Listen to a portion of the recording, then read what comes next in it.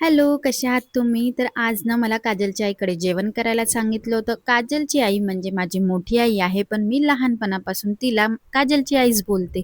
म्हणून मी आत्ता पण तिला काजलची आई बोलते. स्वरूसुद्धा आला होता, तर स्वरूला ना मी खूप रागवलं म्हणून त्याने असं डोकं घेतलं. मग मी त्याला जवळ घेतलं, "असं नाही करू पिल्ला" असं म्हटलं आणि मस्त त्याचा लाड केला.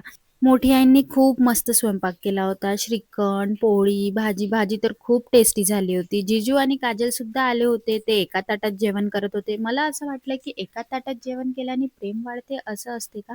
म्हणून तर हे एका ताटात जेवण नाही करत आहे, हे मला रोशनला सांगावं लागेल. त्यांना एका ठिकाणी पोहोचायचं होतं, तर ते घरी जायला निघाले आणि मी सुद्धा घरी जायला निघाले, कारण मला सुद्धा एका प्रोग्राममध्ये पोहोचायचं होतं.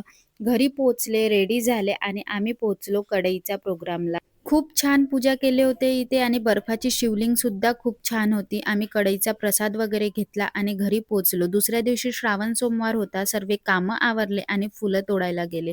देवाची पूजा केले छान आणि म्हटलं, की आज मंदिरात सुद्धा जायला पाहिजे. तर मंदिरात गेले. मंदिरात मस्त छान पूजा केली.